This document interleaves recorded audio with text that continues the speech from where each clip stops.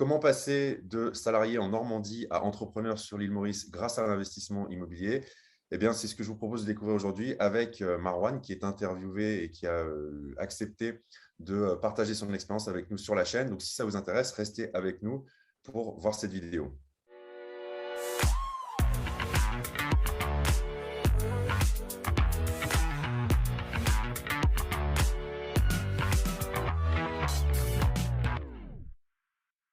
Alors, Marwan, est-ce que tu peux, pour démarrer cette interview, commencer par te présenter, s'il te plaît? Oui, bien sûr. Déjà, je te remercie beaucoup, Julien, de m'avoir invité sur ta chaîne. Je suis très content d'être là aujourd'hui. Avec Alors, plaisir. moi, je suis Marwan Rachem, je suis marié, j'ai 2 enfants.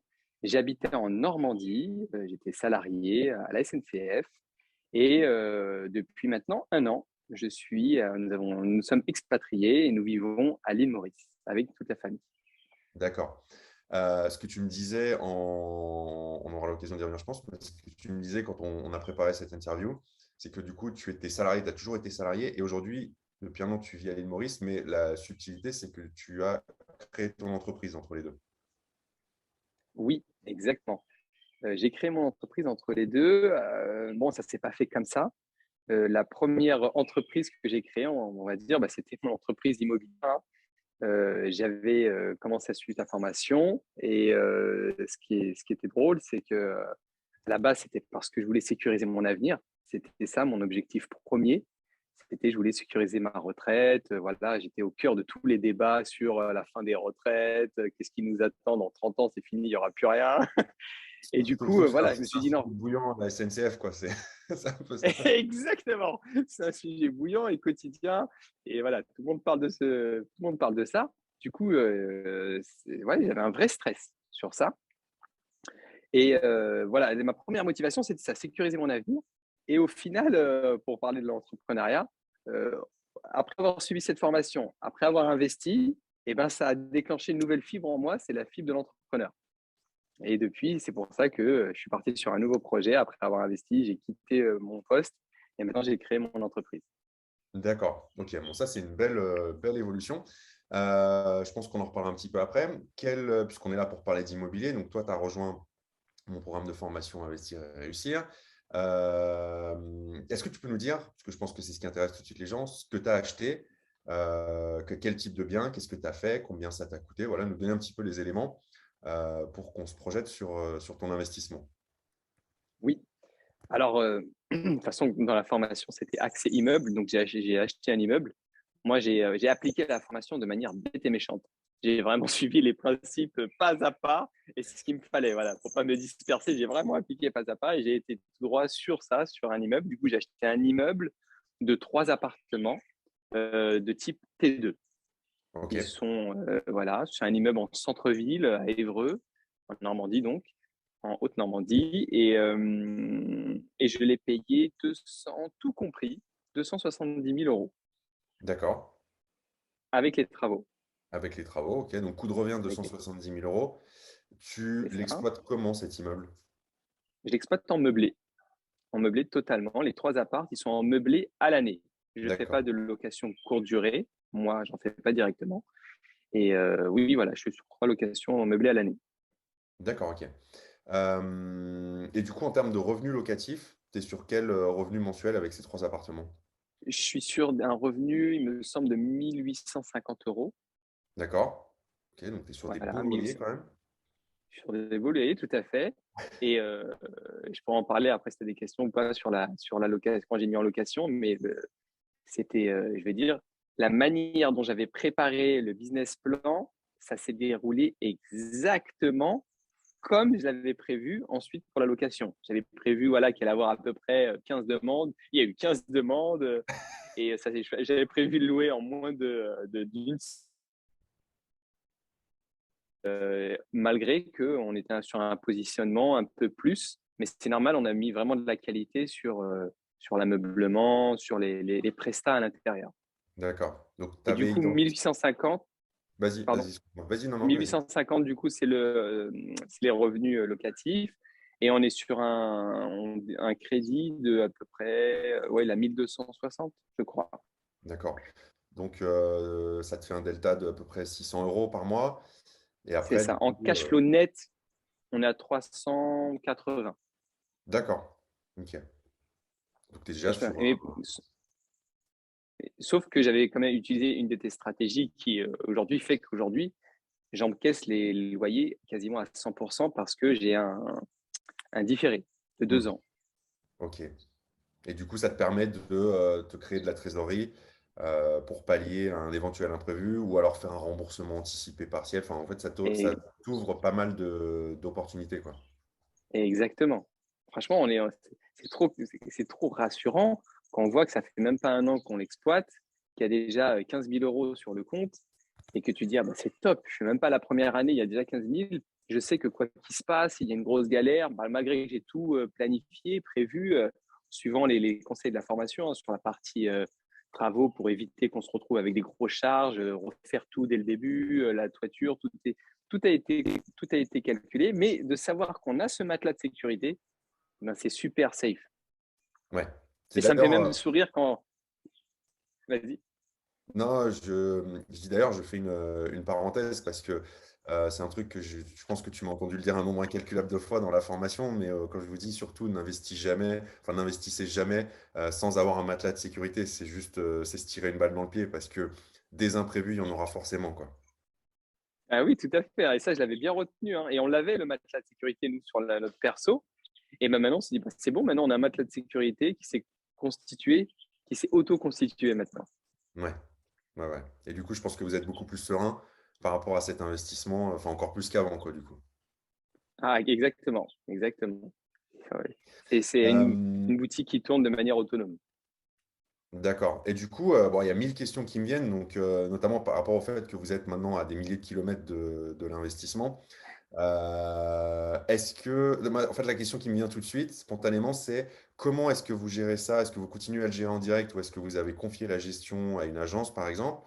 Et est-ce que ça vous prend du temps? Enfin, c'est lié, mais est-ce que ça vous prend du temps à gérer toutes les semaines ou tous les mois cet investissement? Non, concrètement, moi, ça ne me prend pas de temps. Le seul temps que ça peut me prendre, c'est soit pour envoyer les quittances de loyer. C'est le temps que ça me prend. J'utilise un logiciel automatisé. Euh, et ensuite, j'ai vu que je pouvais l'automatiser tout seul. Là, et que maintenant, il y a des logiciels gratuits. Et du coup, voilà, je vais peut-être prendre, allez, 15 minutes par mois pour les quittances de loyer. D'accord? Et le reste, j'ai envie de dire, ça me prend allez, peut-être des fois un appel de 5 minutes avec la personne qui a sur place, parce qu'en fait, on n'a pas délégué la gestion. Je la gère toujours en direct, mais j'ai une personne de confiance sur place que je rémunère, bien sûr, hein, qui va faire le nettoyage des parties communes et du coup, qui va veiller au bon fonctionnement de l'immeuble et qui va faire remonter tout dysfonctionnement. Et pour la partie locataire, non, franchement, il n'y a rien à gérer, quoi. Sauf quand ils ont envie de partir. D'ailleurs, j'ai dû traiter à distance une sortie. Ok. Et c'était quelque chose que j'appréhendais. Et ben non, au final, ça s'est très très bien fait, hein. Ben voilà, hein, il suffit. De toute façon, il n'y a pas besoin de quelqu'un qui a 1000 années d'expérience pour les entrées et sorties. Si nous, on a tous les outils et que j'avais avec la formation rapport au baux de location, rapport aux inventaires, il suffit juste de trouver quelqu'un qui est capable de faire l'inventaire avec la personne au moment de la sortie et l'état des lieux. Et donc, moi, c'est ce que j'ai fait et ça s'est super bien passé. Ah, Voilà, c'est j'ai chouette. délégué cette partie-là, mais de manière ponctuelle. D'accord. Ah, c'est chouette à entendre parce que ça veut dire que tu t'es un peu inspiré, tu as fait une sorte d'hybride entre un prestataire de location courte durée et une agence traditionnelle pour avoir ce relais en fait sur place qui va te permettre de pallier au fait que toi tu ne sois pas présent physiquement, quoi. Exactement, exactement. Ah, Et aujourd'hui, du coup, c'était des craintes que j'avais beaucoup avant que j'achète et qui sont balayées. Maintenant, je me dis, bah non, tout est gérable. En fin de compte, c'est pas c'est- méchant, vraiment. Ah, mais ça me fait plaisir de te l'entendre dire parce que, bon, moi, forcément, je suis convaincu, tu vois, mais comme tu l'as si bien dit, quand on ne l'a pas fait soi-même une première fois, cette appréhension, elle est réelle et elle est justifiée parce que quand tu n'as pas l'expérience, bah, tu es convaincu que c'est très compliqué ou qu'il faut absolument que tu sois sur place. Mais c'est pareil avec la courte durée, tu sais, quand le fait de déléguer complètement et d'automatiser, voilà, je mets tout ça dans le même panier parce que Tu es la preuve, encore une fois, que c'est possible, mais il faut mettre les bons outils en place en amont, quoi. C'est ça, tout à fait. Petite question, combien ça t'a pris de temps pour réaliser cet investissement entre, si on décompose en différentes étapes, tu rejoins la formation, au bout de combien de temps tu as trouvé le bien et après avoir trouvé le bien, au bout de combien de temps, enfin si tu peux décortiquer un peu, tu vois, la durée Ouais, des travaux jusqu'à la mise en exploitation, ça permet aux gens qui regardent tu vois, de se faire une idée, bah voilà, si moi je décide de passer à l'action, potentiellement, je sais que dans, je sais pas, 6 mois, 9 mois, un an, je peux avoir un bien, un investissement qui tourne, quoi. oui, tout à fait. Du coup, moi, c'était en mai, il me semble en mai 2019 que j'ai acheté la formation. J'ai repéré un bien en juillet. Ok, Euh, En août, je me suis mis d'accord avec juste le propriétaire. Et après, le temps de faire les démarches de financement, c'était le temps de faire les démarches de financement, tout à fait, les devis pour les travaux, en janvier. d'accord. En janvier, c'est la signature. Voilà. Ok, Mais d'accord. je fais la formation. Juillet, j'identifie un bien. Août, on se met d'accord. Après, de août à janvier, il y a toute cette période-là pour le crédit, les travaux, tout ça. Et je m'en souviens, on a signé, je crois que c'était, oui, fin janvier. Ok, donc il s'est écoulé 7 à 8 mois, grosso modo, 7, ouais, 8 mois. Prise de formation, signature définitive. Et après, est-ce que tu te souviens entre le fait, le moment où vous êtes devenu propriétaire jusqu'à la mise en exploitation, combien de temps ça vous a pris? Oui, ça nous a pris. Alors, on a commencé direct. J'avais très bien préparé la partie travaux. Du coup, le premier jour, on a commencé les travaux. Et c'est parti fort. 1er février 2020. Je ne sais pas si vous vous souvenez, qu'est-ce qui s'est passé en mars 2020? Il y a eu le Covid. Et le Covid, ouais.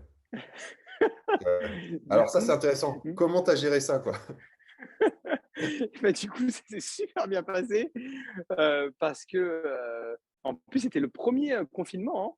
Donc, Ouais, un peu la panique générale. Ça y est, on pensait que ça allait être la fin du monde. Je ne sais pas si vous vous souvenez. Les gens achetaient des papiers de toilette en tonnes. ouais.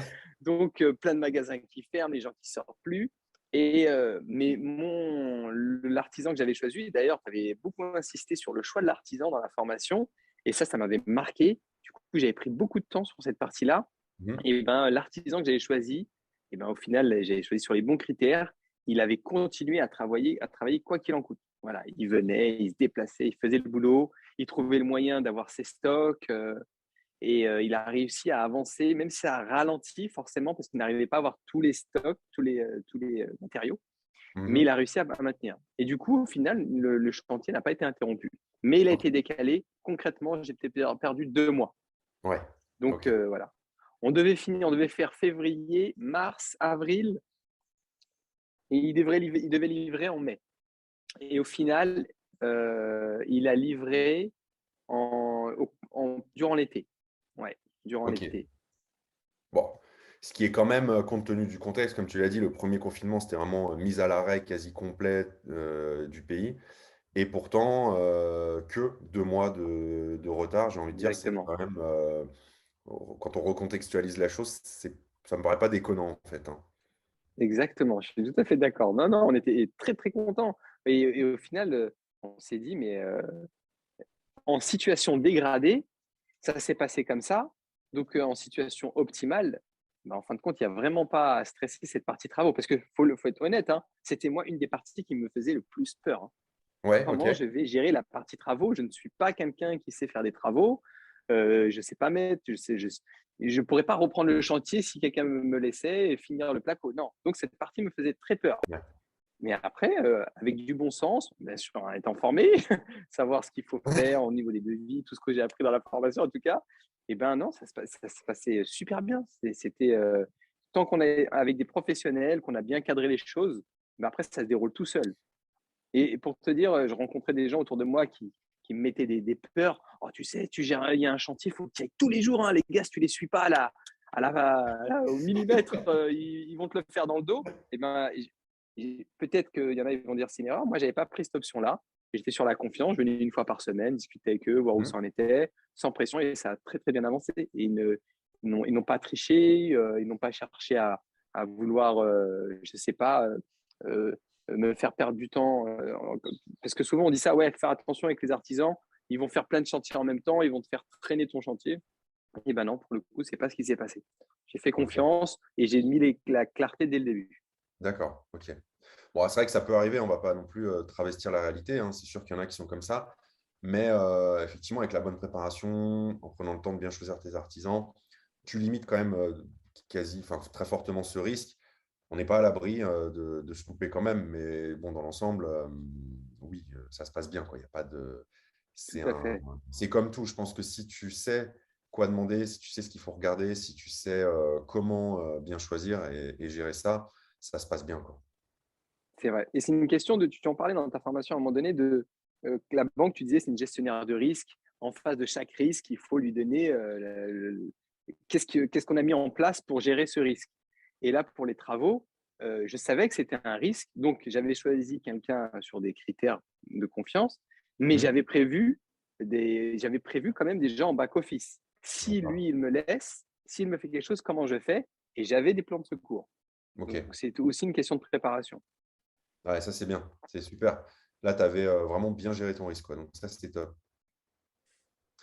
OK, du coup, question, on va parler un peu de la formation, tu l'as prise, est-ce que tu as hésité avant de la rejoindre? Et si oui, qu'est-ce qui t'a fait finalement sauter le pas?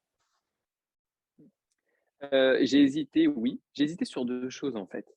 C'était qu'avant que je te connaisse, j'étais peut-être comme beaucoup de gens sur internet qui allaient chercher des infos sur YouTube et du coup, j'étais tombé sur plein de youtubeurs, de formateurs qui apprenaient à investir dans l'immobilier. Donc ma première hésitation, c'était: «Mais OK, je veux une formation, mais auprès de qui je vais la prendre?»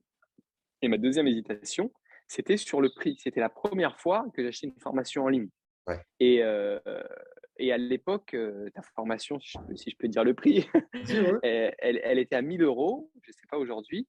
Et ben 1 000 € à l'époque, waouh! Je viens acheter avec ma carte bleue sur internet une formation à 1 000 €. Un mec que Et je connais alors pas. les un mec que je connais pas, c'est ça. Du coup, mon cœur, tu vois, il palpitait un petit peu, Ouais. beaucoup plus fort. Alors, ce qui m'a fait basculer dans sur les 2 volets, c'est quoi? Un sur la partie qui je choisis, j'ai choisi quelqu'un en qui je me reconnaissais et en quoi je me reconnaissais en toi, c'était tu avais une attitude simple, d'accord? Tu vendais pas du rêve, tu, pas dans l'extravagance, tu avais une posture que j'appelle posture cadre. Voilà, je me reconnaissais dans pas mal voilà, de tes caractéristiques. J'étais manager comme toi, et ça me paraissait carré. Je voulais de la structure. Donc ça, c'est comme ça que j'ai choisi. Je me suis dit: «Non, lui, ça se voit qu'avec lui, ça va être, concret, simple, carré» et là, c'est ça qui m'a fait basculer et pourtant, tu en avais d'autres, qui exhibaient plein de choses et qui pouvaient être tentants et Mmh. j'avais suivi d'ailleurs d'autres webinaires, mais c'était avec le tien où je me sentais très à l'aise, très aligné. OK. Et le deuxième, la deuxième, sur l'argent, sur la partie, financement. Bon, j'avoue, j'avais ma femme qui est déjà entrepreneur et qui, vend elle-même des formations en ligne et qui me faisait carrément relativiser sur le fait que c'était un investissement, je veux dire, tu calcules mal là, c'est pas une dépense. Et après, c'est vrai, quand j'avais regardé, mais au final, je vais investir 1 000 € pour acheter quelque chose aux alentours de 300 000 € qui va me générer, un revenu tous les mois de presque 2 000 €, bah, c'est une poussière au final. Ouais, Et ça m'a fait basculer. Voilà. Mais d'accord. en plus, tu avais dit, et vous pouvez le compter cette facture en plus dans vos charges la première année pour, pour faire diminuer votre fiscalité. Bon, il n'y avait rien à perdre, voilà. Alors ça, Ouais. c'est cool. C'est bien, c'est intéressant parce que oui, effectivement, alors ta femme t'a aidé, mais je pense que c'est le bon état d'esprit, comme tu l'as dit, c'est un investissement. Alors, c'est une dépense si tu n'en fais rien, tu vois. Donc à ce moment-là, effectivement, c'est pas la peine de rejoindre une formation. Mais si tu as la vraie volonté de passer à l'action derrière, c'est un investissement et comme tu le dis, c'est très très vite rentabilisé, quoi. C'est une Ah poussière en oui, fait. carrément. Ah bon. Ça, sur cette partie-là, moi, je regrette pas du tout. Je les ai donnés avec plaisir. Je me dis, waouh, ce que ça m'a permis d'atteindre, quoi. Ça n'a pas de Du prix. Du coup, j'ai bien compris que tu regrettes pas d'être passé à l'action, mais concrètement, qu'est-ce que ça t'a apporté la formation en fait? Qu'est-ce que tu en retiens? Quel est le truc qui a changé ta vie? Enfin, qui a changé ta vie, c'est un grand mot, mais qu'est-ce que ça a vraiment apporté de marquant dans ta vie? Euh, Bah déjà, la formation, elle m'a vraiment permis de me donner un socle de connaissances et maintenant d'expérience. Parce qu'au début, c'était que de la connaissance, la formation. Mais comme j'ai pratiqué, je suis passé à l'action, maintenant, c'est devenu aussi de l'expérience, bah, m'a permis de basculer un petit peu socialement. Je suis passé dans le local.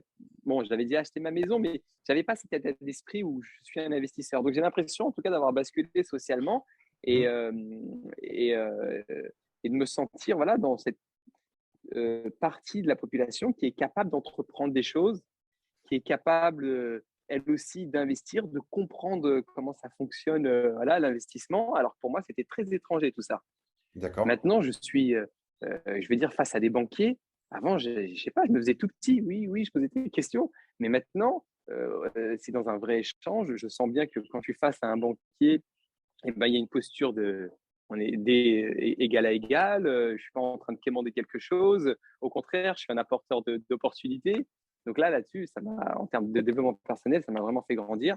Comme je t'en avais parlé tout à l'heure, mais ça m'a fait ce déblocage au niveau du mindset où maintenant, je me sens capable d'entreprendre au-delà de l'immobilier. Donc l'immobilier, c'est quelque chose que j'ai envie de reproduire. Mais au-delà de l'immobilier, maintenant, la prise de risque, faire des calculs, poser les choses à plat en mode business plan. Mais j'ai adoré ça. Ça m'a apporté toute cette partie structure. Et souvent, quand je parle des amis, ils me disent ouais, j'aimerais bien investir. J'ai vu un appart. Je dis mais attends, déjà, il faut le penser ton projet. Et c'est Ouais. ça que m'a apporté la formation, c'est qu'elle m'a appris à structurer un projet en fait. Ah, c'est chouette. Ouais, c'est chouette. Moi, ça me fait plaisir, tu vois, de t'entendre dire ça parce que c'est fou de voir qu'on part d'un socle commun qui est, on a envie d'investir dans l'IMO, on a envie de générer du patrimoine et des revenus.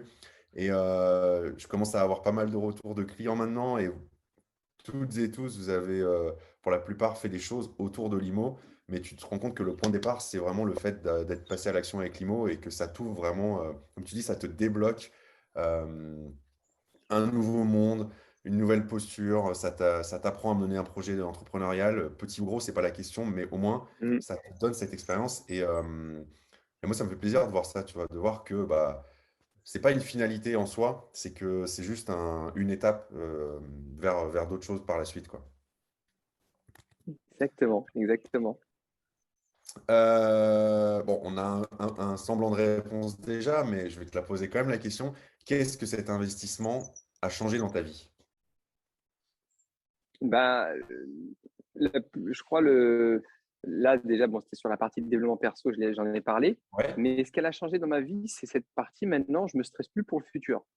Alors, il y en a, ok, ils vont me dire, ah, ça va, t'as qu'un immeuble avec 3 apparts, t'es un rigolo. J'ai pas des ambitions d'être aujourd'hui, j'ai pas des ambitions d'être multimillionnaire avec l'immobilier. Mais ce ok, que je sais, c'est qu'aujourd'hui, avec ce que j'ai, demain, à 60 ans, je ne serai pas dans le besoin. ouais, je comprends. Et du coup, ça permet d'oser réaliser beaucoup d'autres choses dans le présent. Parce que souvent, ce qui nous rend la sclérose, c'est la peur du futur. C'est ce qui fait qu'on n'ose pas faire des choses dans le présent parce qu'on se dit, ah ouais, non, mais il faut que je sécurise mon futur. Et beaucoup de personnes, c'est pour ça qu'ils conservent leur emploi parce que et ils disent, non, si je le quitte, qu'est-ce que je vais avoir? Et bien là, voilà, le fait d'avoir acheté cet immeuble qui est une petite boutique qui génère de l'argent, et ben, me rend complètement serein sur le futur. Et Ok, c'est la plus grosse chose que ça a changé dans ma vie. ok. Bah, ça, c'est pas rien, mine de rien, parce que comme tu le dis, tu te donnes maintenant l'autorisation de faire des choses que tu as envie de faire. Tu fais les choses, ouais, on va plutôt le formuler comme ça, c'est que ça te permet de faire les choses par envie et non plus par besoin, quoi. Exactement, tout à fait, exactement. Bon, cool. Et du coup, quel est le meilleur conseil que tu pourrais donner aux personnes qui nous regardent et qui hésitent à se lancer? Qui hésitent à se lancer dans l'investissement immobilier, c'est ça? Ouais, voilà, tu sais, qui sont tentés. Moi, je sais qu'il y en a plein. Moi, j'y suis passé quand j'ai démarré aussi, hein, donc peut-être que toi aussi. Mais tu sais, cette phase où tu sais que l'IMO, ça peut t'apporter toutes les choses que tu as décrites, mais ouais, mais je suis pas sûr que ça marche pour moi. Ou tu sais, on a toujours peur de. Enfin, c'est une étape quand même de, comme tu l'as très bien décrit, prendre une formation, et puis même sans prendre de formation forcément, mais juste de se dire, bon, bah allez, j'y vais, quoi, je mets le projet en route, tu vois. Ouais, tout à fait. Bah, franchement, la première chose que je leur dirais, ça serait déjà de juste se poser et de prendre le temps de réfléchir pourquoi ils veulent faire ça. Juste définir leur why. Pourquoi je veux faire ça. Et une fois qu'ils ont réussi à l'écrire, ce why, bah, c'est parce que voilà, je veux gagner de l'argent de manière automatique ou je veux ma retraite sécurisée.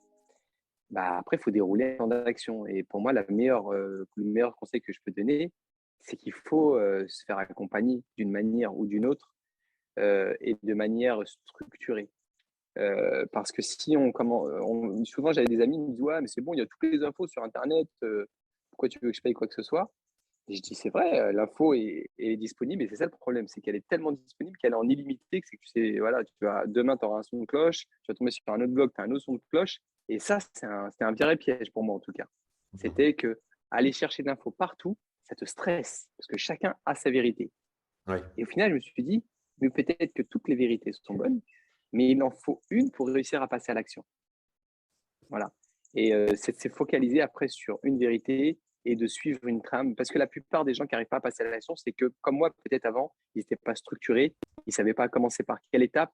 Et suivre quelqu'un qui est passé par là et qui nous donne tous les tips, tous les petits conseils pour ne pas se faire avoir, ça n'a pas de prix. Donc, se former, se faire coacher, c'est vrai que pour moi, c'est vraiment le seul conseil que je peux dire. C'est marrant que tu me dis ça là. J'étais au téléphone tout à l'heure avec un ami et il me dit que j'ai envie d'investir. Et je lui ai dit, bah, franchement, je lui ai dit, moi, je me suis formé. Forme-toi, je lui ai dit. Je lui ai dit, je peux te donner, moi, des conseils comme ça rapidement.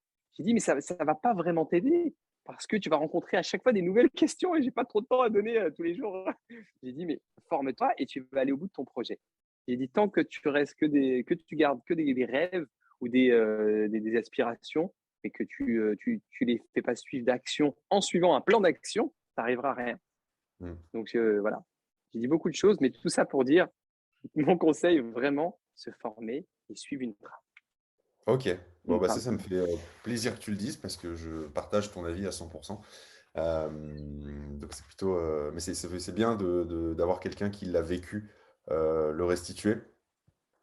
Et de voir que bah, au moins, ça, c'est pas en vain, tu vois, ça t'apporte quand même cette structure et ce pas à pas qui te permet d'avancer sereinement, quoi.